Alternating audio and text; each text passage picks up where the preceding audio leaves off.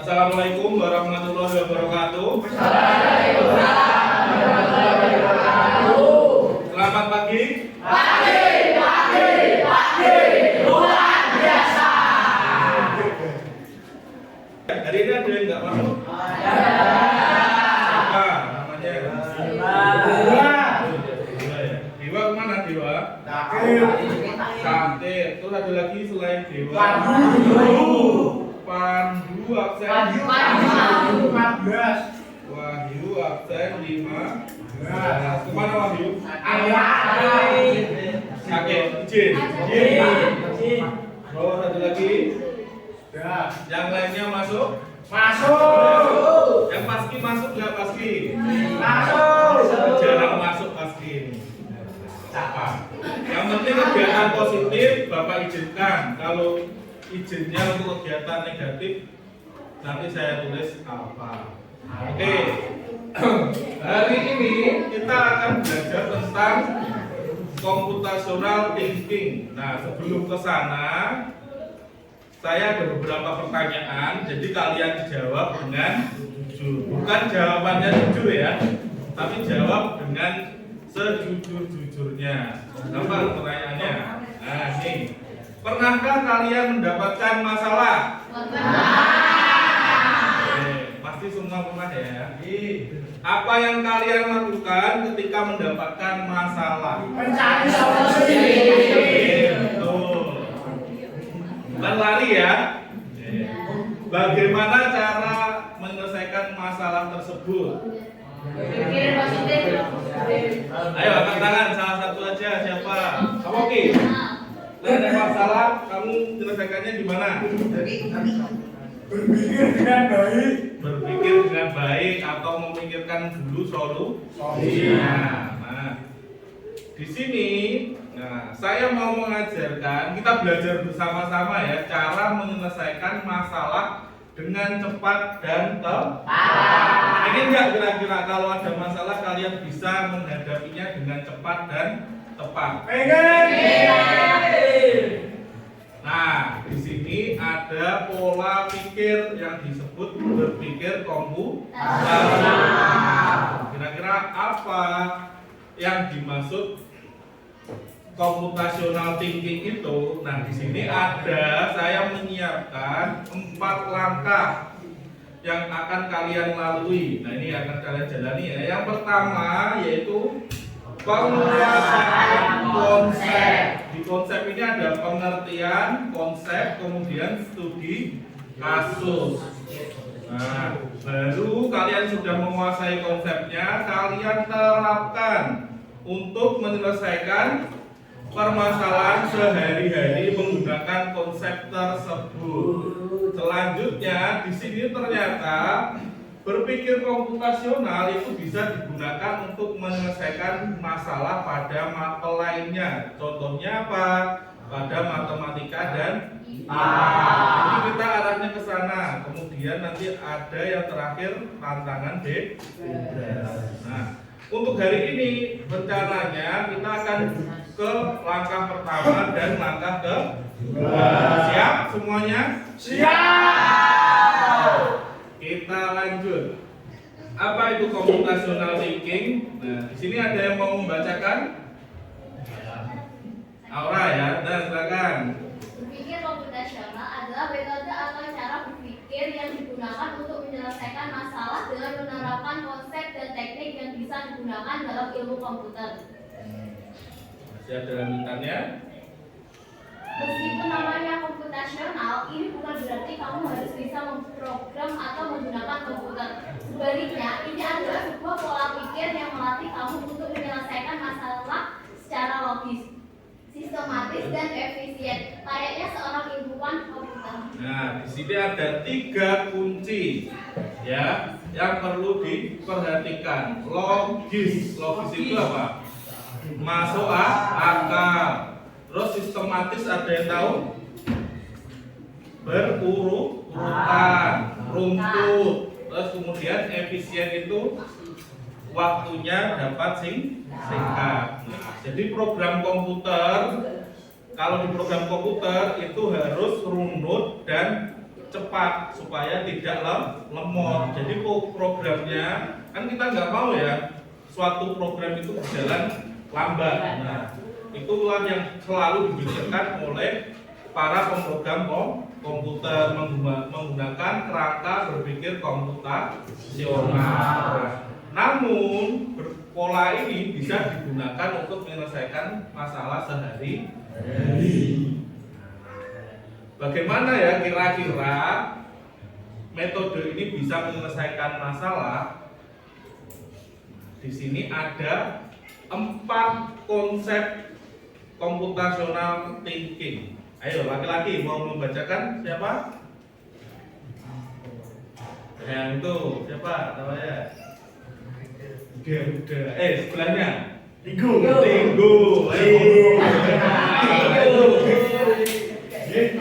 Nomor 1 apa Ringo? Dekomposisi. Nah, Memecah masalah kompleks menjadi bagian kecil dan sederhana sehingga lebih mudah diselesaikan. itu ya langkah pertama. Jika masalah kalian besar, itu kalian pecah menjadi beberapa masalah kecil supaya mudah diselesaikan. Selanjutnya, Pengenalan pola. ah, Mencari pola dalam masalah yang telah dipecah. ya, terus, Mengidentifikasi pola, kalian bisa gunakan solusi yang pernah berhasil untuk masalah serupa. jadi setiap masalah kecil kalian lihat polanya. Polanya seperti apa? Misalkan semua yang ada di dunia ini terpola, ya. Contohnya apa? Ada yang tahu nggak? Polanya. Nah, itu pola makan. Berarti ada yang makannya sehari 3 kali, itu pola. Terus pola hidup sehat. Misalkan kalian harus makanan yang sehat, olahraga, tidur yang cukup, termasuk salah satu pola, ya gitu. Kemudian yang ketiga apa Bu? Abstraksi. Fokus pada informasi yang paling penting dan mengabaikan detail yang tidak relevan. Ada yang tahu maksudnya di sini? Oke, nanti kita bahas di contohnya ya. Jadi kalian kalau sudah mengerjakan A, nggak boleh fokus sama yang lainnya si B, si C. Kalau lagi belajar matematika, kamu harus fokus ke matematika. Apa yang disampaikan oleh gurunya kalian fokus.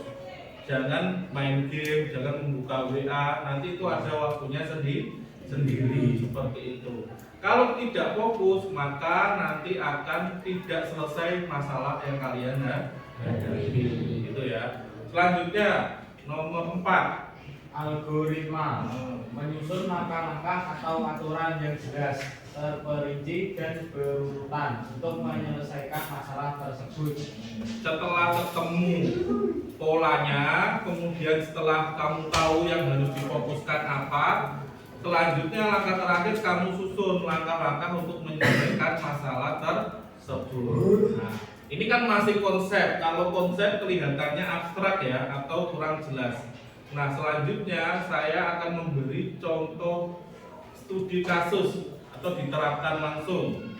Di sini mungkin yang laki-laki suka main game Mobile Legends. Nanti ada contoh di perencanaan perjalanan. Kemudian ini contoh menyusun anggaran uang 1 bulanan supaya kalian bisa menabung.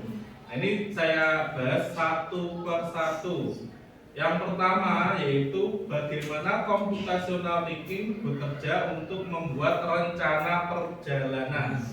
Ini bisa digunakan untuk rencana apa saja ya. Nah, contohnya ini, masalah yang sedang dihadapi yaitu seorang ingin melakukan perjalanan selama 5 hari ke beberapa kota dengan jadwal dan anggaran terbatas. Mereka ingin menemukan rute paling efisien menyangkut semua tempat yang ingin dikunjungi. Nah, ini masalah utamanya, masalah besarnya. Kemudian dikomposisikan atau dipecah menjadi masalah-masalah yang kecil. Apa saja? Nah, ini didapatkan 5. Yang pertama, tentukan kota yang ingin dituju mana, misalkan Solo dan Jogja, gitu ya. Terus tempat wisata yang ada di kota tersebut apa saja, di list dulu. Misalkan seperti itu. Kemudian dari masing-masing itu kamu ingin berkunjung di sana kira-kira cukup berapa lama? Misalkan nanti di tempat A kamu ingin 5 menit 1 jam, di tempat B misalkan ingin 2 jam.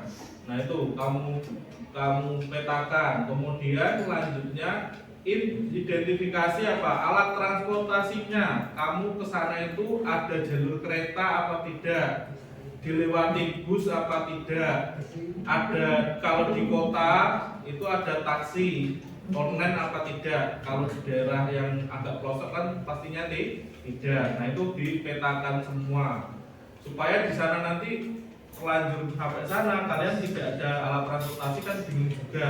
Itu di data dulu. Kemudian tentukan anggaran setiap pengeluaran. Misalkan di tempat A kamu untuk menuju sana akomodasi itu butuh biaya apa saja. Untuk masuknya itu tiketnya berapa, transportasi ke sana berapa. Nah di sana nanti ada makan apa tidak, misalkan untuk makan berapa ribu, nah, itu dianggarkan. Kemudian masalahnya diperinci lagi untuk waktu perjalanan antar kota. Misalkan dari Nganjuk ke Solo itu berapa jam, kalau naik kereta itu berapa jam, naik bus berapa jam. Nah, itu contoh dari dekomposisi. Seperti itu ya. Jadi masalah yang besar dipecah menjadi masalah yang kecil kan? Kecil. Jadi ini kita selesaikan satu persatu masalah ini gitu. Nanti kalian bisa misalkan rencana kegiatan apa gitu. Selanjutnya untuk pengenalan pola. Nah ini ya polanya, contohnya pola biaya transportasi. Nah biaya kereta yang mungkin murah untuk jarak jauh, sementara taksi daring lebih efisien untuk jarak pendek. Jadi untuk dari Nganjuk ke Solo misalkan itu kalau naik taksi online pasti lebih mahal, lebih mudah bus atau kereta seperti itu ya. Nah baru yang di antar kota, di dalam kota Solo itu kamu bisa naik taksi online seperti itu. Untuk waktu hindari bepergian pada jam sibuk. Kemudian ini langkah yang kedua yaitu pola lokasi. Kelompokkan wisata yang berdekatan. Misalkan hari ini mau ke 3 tempat yang lokasinya paling dekat gitu. Jadi supaya hemat. Nah selanjutnya di abstraksi. Nah fokus pada informasi yang paling penting dan abaikan detail yang tidak relevan. Kamu bisa membuat model sederhana dari rute perjalanan. Misalkan setiap kota itu adalah not. Tahu not apa enggak? Titik ya. Nah, ini kalau di buku kalian informatika itu ada namanya data graph, struktur data graph. Nah itu not, kemudian rute antar kota itu FG atau garis yang menghubungkan titik A dan titik B itu dihubungkan oleh garis yang disebut FG. Misalnya garis itu titik A misalkan kebun binatang, titik B itu taman. Misalkan setelah dari A ke B nanti ada informasi apa, nanti bisa informasi yang relevan. Ini di garis itu kamu tulisi durasi perjalanan, biaya transportasi, biaya akomodasi. Informasi yang diabaikan apa? Jenis makanan yang akan dimakan, warna taksi. Kamu nggak pilih kan warna taksinya harus merah apa itu nggak usah diperhatikan. Terus nama jalan yang tidak penting. Nah, untuk perencanaan awal seperti itu. Nah, kemudian algoritmanya. Algoritmanya apa? Nah, buat serangkaian langkah yang jelas untuk menyelesaikan masalah. Daftar semua tujuan. Jadi ini langkah pertamanya ya. Daftar semua tujuan dan batasan waktu. Hitung semua kemungkinan rute yang bisa diambil. Evaluasi setiap rute berdasarkan kriteria atau efisiensi waktu dan biaya. Pilih rute yang memiliki total biaya atau waktu yang paling rendah. Setelah itu nanti dihasilkan, hasilnya apa? List apa namanya itu? Waktu, terus nanti kita hari pertama jadwal ya. Nah, rundown, kita hasilnya nanti rundown perjalanan seperti itu. Sehingga nanti ketika ke sana nggak bingung setelah dari ini ke A ke B. Dari 3 kasus itu ada yang mau ditanyakan nggak kira-kira? Tidak. Sekarang, nah, kalian membuat seperti itu tadi, yaitu apa? Judul, terus masalah yang kalian hadapi apa? Nanti kamu tulis di komposisi, pengenalan polanya apa, abstraksinya seperti apa, algoritma untuk langkah-langkah menyelesaikan itu seperti apa, kemudian hasil yang dihasilkan seperti itu. Nanti ditulis di manila, satu kelompok satu manila. Ini tak bagi ke 5 kelompok, gitu ya. Oke. Berarti ini 2 kelompok, laki-laki 2 kelompok, dan dibagi. Ini dibagi 3 kelompok. Yang 2 gabung ke sini ya. Ini 2. Silakan dibagi sendiri. Satu kelompok berapa orang? 6. Bisa 6, bisa 5. Pakai 5, 7 yang pilih. 7 boleh. Nah, silakan. Kalau sudah bentuk kelompok, ambil ke sini 1. Ya, ini 1. Kamu pilih berbagai yang warna apa?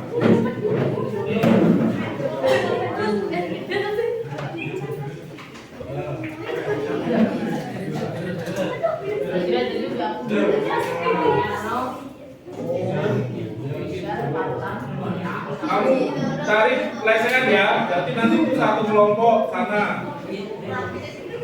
Gajinya banyak.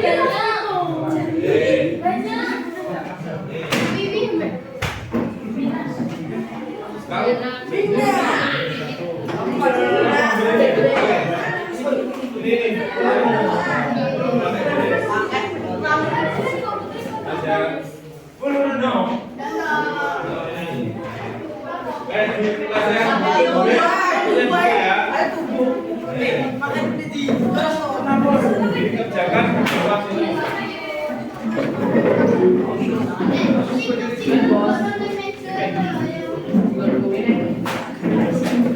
Boleh.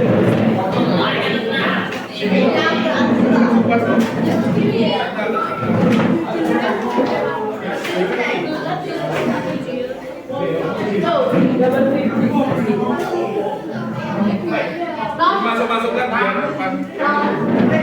Masuk-masukkan biar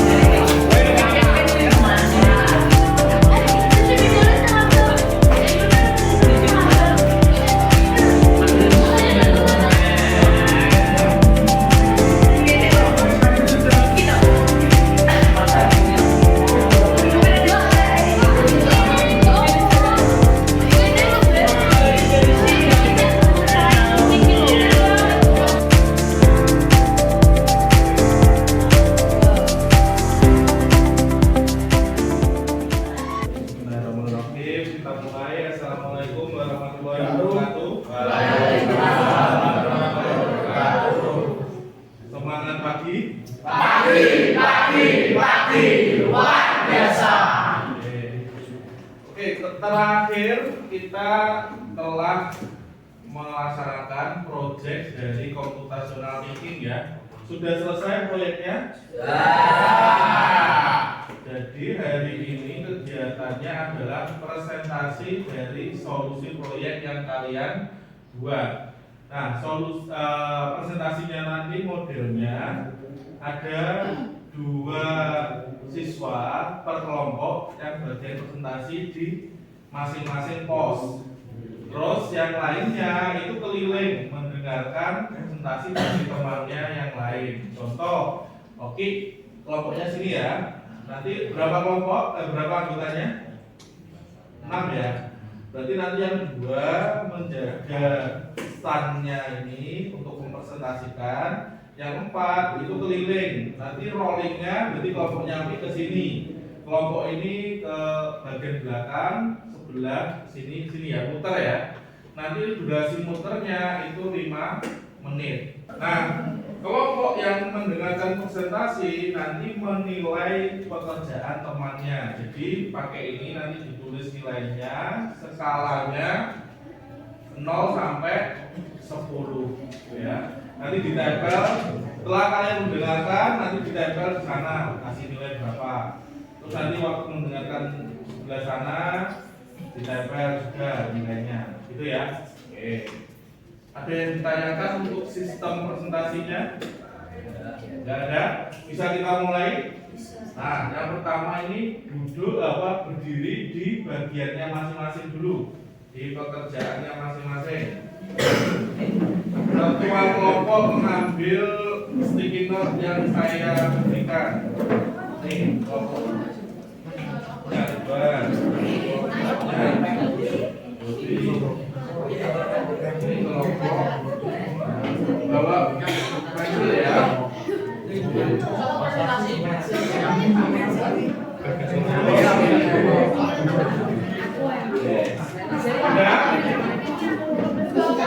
Sekarang perhatikan semua. Ditentukan siapa yang presentasi, siapa yang keliling. Ya. Oke. Yang jaga 2 berarti sisanya putar mendengarkan kelompok lainnya. Yang 2 jaga, yang lainnya keliling. Gitu ya. Sudah. Kita mulai sekarang 7 lebih 12. Jadi yuk kita mulai kelompok sini putarnya ke sini ya. Karena berarti kelompoknya ini ke kelompoknya oke ya. Oke, sudah. Yuk kita mulai.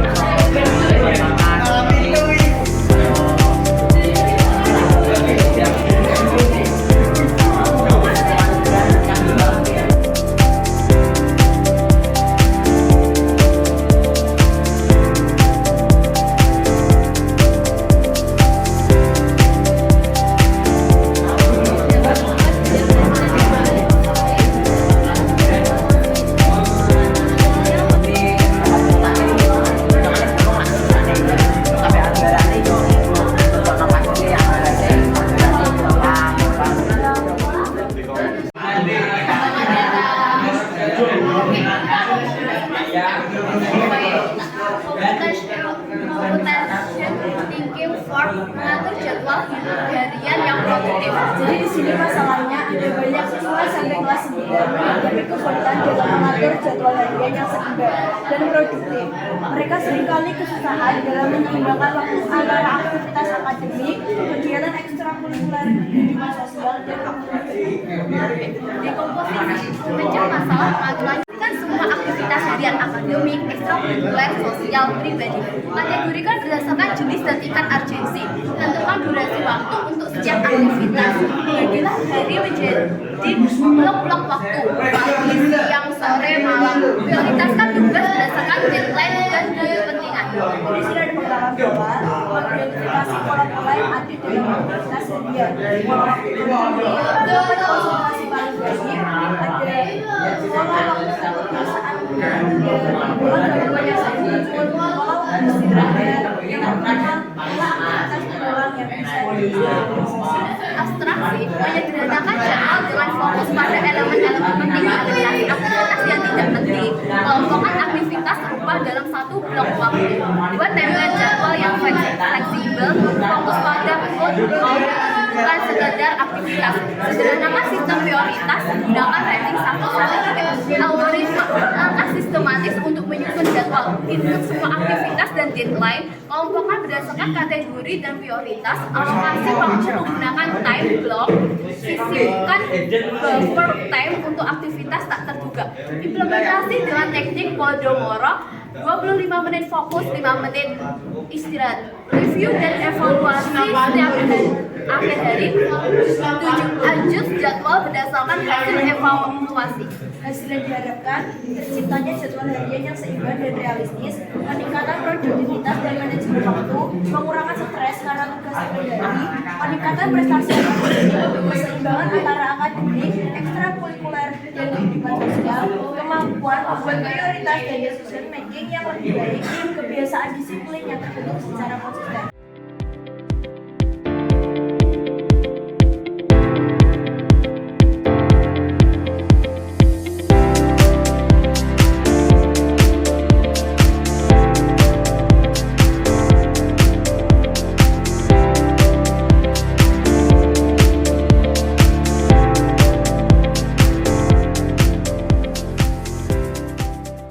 Waktu itu setiap orang kira-kira beda apa enggak waktunya? Sama atau sehari 24 jam ya. Semua orang waktunya sama, tapi kenapa ada yang sukses, ada yang tidak? Nah, waktunya dimanfaatkan dengan baik sehingga dia jadi orang yang sukses. Supaya dapat dimanfaatkan dengan baik, maka harus ditata.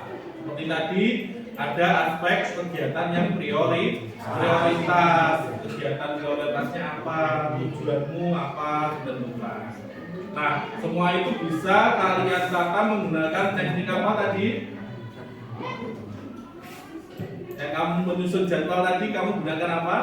Computational thinking. Jadi dirancang menggunakan computational thinking. Jadi bisa tadi menyusun jadwal, terus ini mengolah anggaran, ini tadi mengolah rencana keluar kota, terus itu tadi apa? Menyusun jadwal belajar yang efektif. Satunya sama ya ini jadwal harian. Nah, kira-kira selain itu bisa nggak diterapkan di bidang lainnya? Bisa, sangat bisa. Nanti kalian explore sendiri, coba kalian terapkan untuk menggunakan computational thinking di bidang lainnya. Seperti itu ya. Nah, untuk mengakhiri pembelajaran ini, saya ingin melakukan refleksi pembelajaran. Nah, kira-kira apa satu hal baru yang paling penting yang kalian pelajari hari ini apa? Salah satu saja, siapa? 2 orang. Apa Cak? Ini yang paling banyak kegiatan ini. Apa kira-kira? Hal yang paling penting yang kamu pelajari. Berarti itu pertemuan hari ini dan kemarin.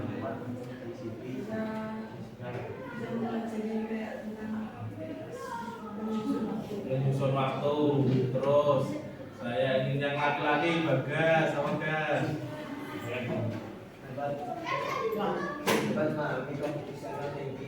Memahami computational thinking. Materi computational thinking ini sangat sangat penting dan juga langsung bisa diterapkan di kehidupan sehari-hari. Jadi ketika mendapatkan masalah yang besar, coba kalian pecah menjadi masalah kecil. Kemudian kalian amati pola-pola yang pernah terjadi itu apa saja pada masalah tersebut. Terus abstraksinya apa yang harus diperhatikan, apa yang harus diabaikan. Kemudian susun algoritmanya atau langkah-langkahnya untuk menyelesaikan. Baru kamu bertindak untuk menyelesaikan masalah tersebut. Itu ya. kata-kata untuk mengakhiri pertemuan hari ini. Setiap masalah yang datang bukanlah rintangan, melainkan kesempatan untuk berkembang dan menjadi lebih kuat. Jangan lari, hadapi dan temukan kebijaksanaan di baliknya. Ya, tepuk tangan untuk semuanya. Kalian belajar IPA enggak? Iya.